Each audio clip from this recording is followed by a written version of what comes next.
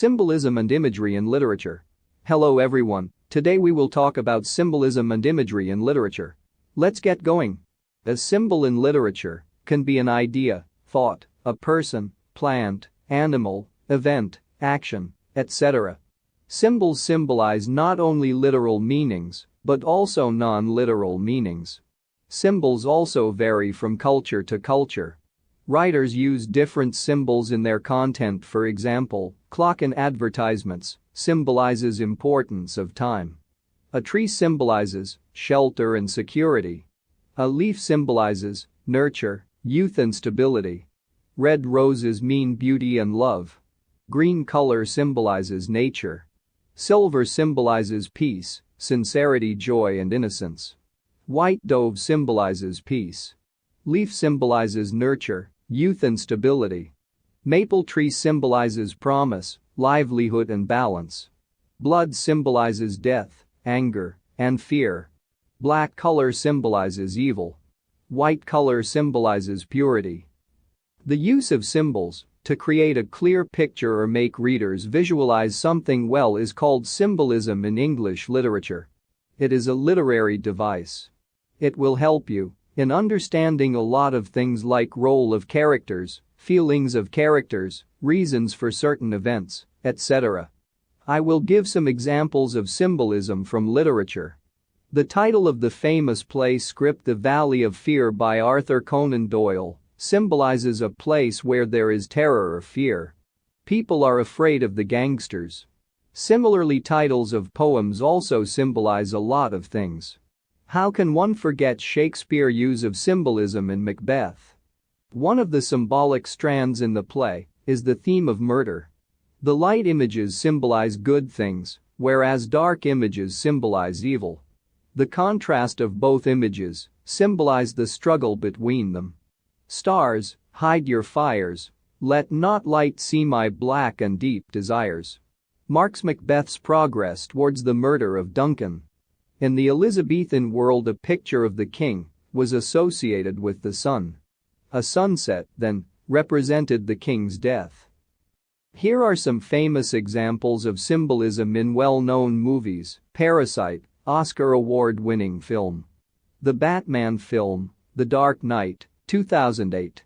Balloons equals hopes and dreams in Disney's Up. Feathers equals beginnings and endings in Forrest Gump.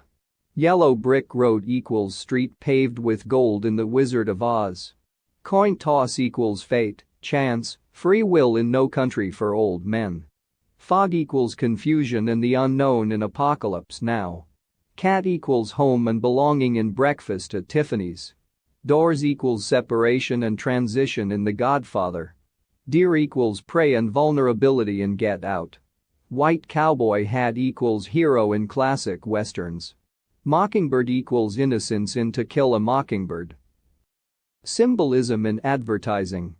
Advertising is an excellent mixture of a visually stunning compilation of hidden motives, buying psychology and ultimately, communication.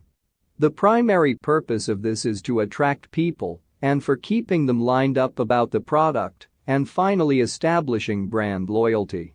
If you try to look at how marketing works, it's about being able to tell result-oriented, action-packed, colorful, visual, and persuasive stories.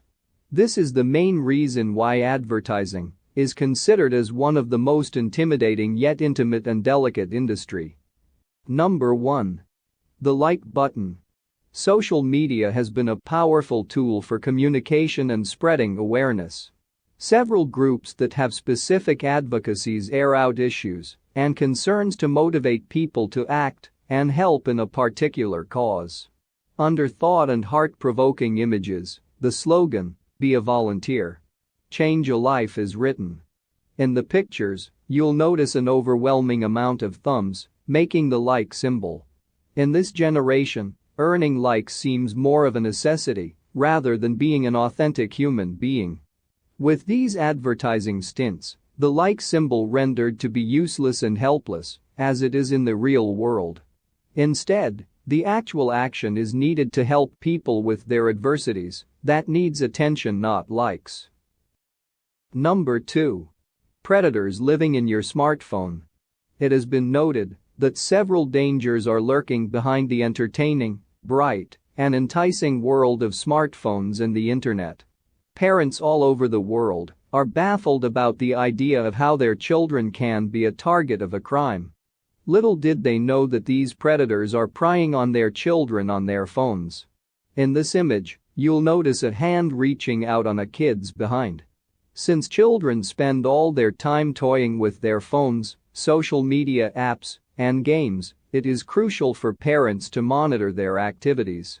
They must not allow them to engage conversations with strangers that they meet online.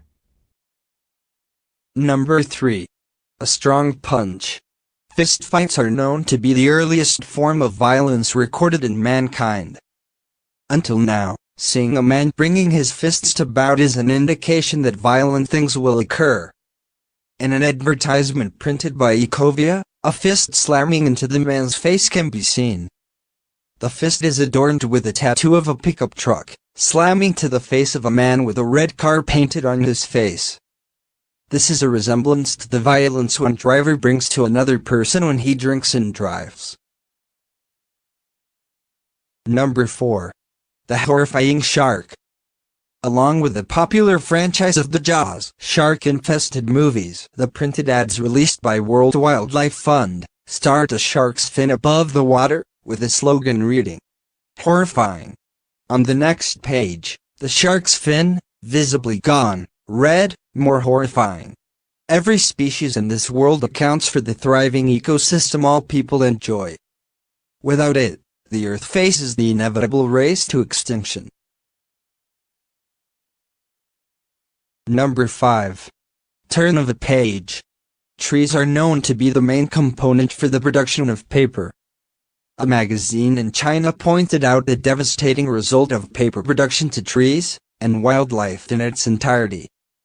Cleverly, the flip page resembles a tree being cut for every turn of a page. Examples of symbolism in art. Symbolism is to convey the hidden meaning to the reader or listener. It tells us about artistic expression and represents abstract ideas. However, it is not limited to poetry and literature. Symbolism is one of the most important elements which gives depth to art. It can be the color of the painting or the depiction of characters that are significant to symbolic to some specific themes. A painter uses symbolism when he wants to put emotions and ideas in the picture which we can't experience with our five senses. It's all about showing instead of telling. Here are a few examples of symbolism in art. Number 1. The Crying Spider, Odilon redone. This piece shows a crying spider with 9 legs painted in charcoal. The human face on the 9 legs with eyes unfilled and hollow tells the hollowness of the desires and world. Spider has the meaning of how we construct the web of our choices, and then we trap ourselves in them. The tears are symbolic of the regrets in life. The colorless background stands for the fake lives we are living in. Number 2. Mona Lisa, Leonardo da Vinci. Mona Lisa is one of the favorite and mysterious of most artworks. It is known to be the portrait of Francesco del Giocondo's wife. The Mona Lisa's enigmatic expression seems both alluring and aloof. Mona Lisa's smile is the central motif of the piece. It is this notion that makes it a masterpiece. At the back, the winding roads are symbols of the problems of life. The blurred outlines, graceful figure, dramatic contrasts of light and dark enhance its symbolism. The sitting posture represents the pyramid image, sitting of Madonna. The arm postures are symbolic of the sense of distance between the spectator and the sitter. The half-smile of Mona Lisa is symbolic of the possible happiness in the world or even pride. Examples of symbolism in poetry. Symbolism is to convey the hidden meaning to the reader or listener. It tells us about artistic expression and represents abstract ideas. A writer can use a person, place, word, action, and object as a symbol. To convey his mood and emotion, the writer uses symbolism. It can be in a visual image or gesture. It helps in creating meanings and emotions in writing. Usually, symbolism contains several layers of meaning, which are robbed in different aspects and concepts. It gives depth to writing that cannot be expressed straightforwardly. It helps the writer to convey his thoughts on multiple levels. Some examples are as follows. Daffodils, William Wordsworth. I wandered lonely as a cloud. I wandered lonely as a cloud that floats on high o'er vales and hills, when all at once I saw a crowd, a host, of golden daffodils, beside the lake, beneath the trees, fluttering and dancing in the breeze, continuous as the stars that shine and twinkle on the Milky Way. They stretched a never-ending line along the margin of a bay. 10,000 saw I at a glance, tossing their heads in sprightly dance. The waves beside them danced, but they outdid the sparkling waves in glee. A poet could not but be gay in such a jocund company. I gazed, and gazed, but little thought what wealth the show to me had brought. For oft, when on my couch I lie, in vacant or in pensive mood, they flash upon that inward eye, which is the bliss of solitude. And then my heart with pleasure fills, and dances with the daffodils. Here the daffodils symbolize the new beginning or rebirth. This is linked with the spring, which is the time of the new emerging of life. Daffodils are first flowers that bloom after winter. Their dancing is actually the welcoming of spring. The Rain, William H. Davies. I hear leaves drinking rain. I hear rich leaves on top, giving the poor beneath, drop after drop. 'Tis a sweet noise to hear, these green leaves drinking near. And when the sun comes out, after this rain shall stop, a wondrous light will fill each dark, round drop. I hope the sun shines bright. 'Twill be a lovely sight.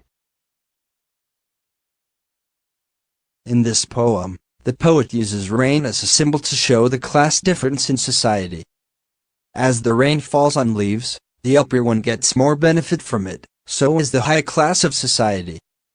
Then the droplets roll down to lower leaves, so they get less benefit from rain, so as the class difference goes on. The rich people give their leftover to poor people. Wild Aster, Sarah Teasdale.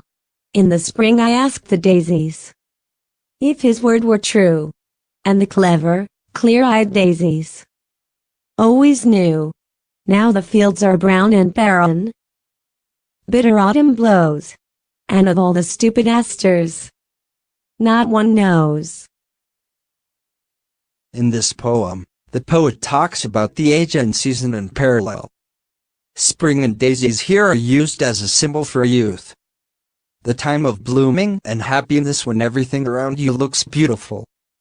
Later the brown, barren field and autumn are symbolic of advancing age, and then the winter comes, which means the time of death. The word bitter is here for the acceptance of the ending of youth and ambitions. The Pasture, Robert Frost. I'm going out to clean the pasture spring.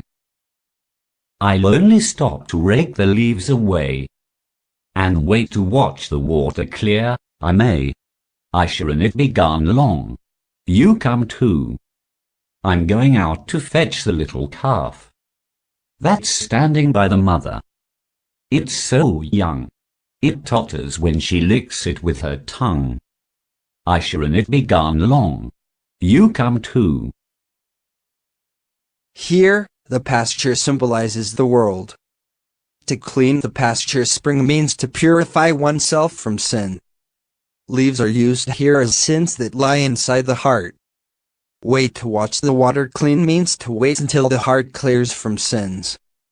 It totters when she licks it with her tongue means God will send his messenger to guide people.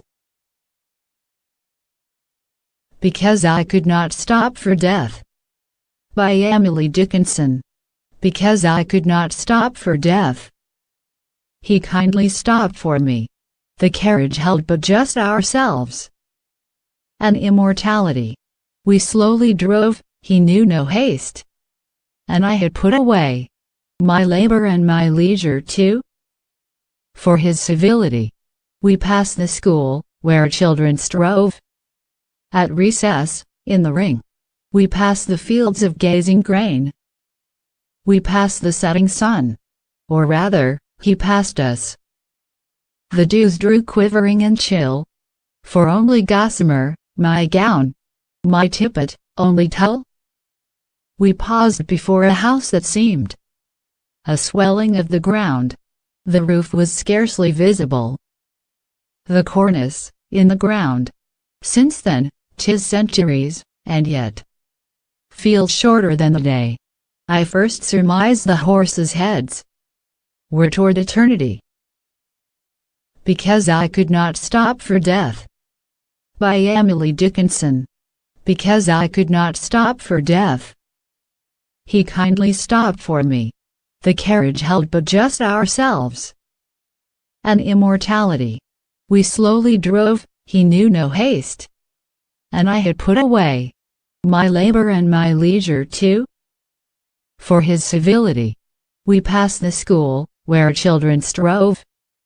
At recess, in the ring, we passed the fields of gazing grain. We passed the setting sun, or rather, he passed us. The dews drew quivering and chill, for only gossamer, my gown, my tippet, only tulle.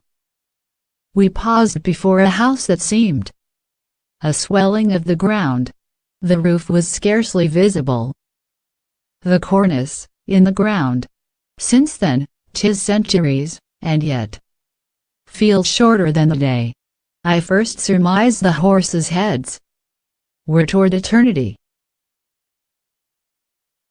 If you liked the video, then do like, share, and subscribe. Don't forget to comment. We would highly appreciate it.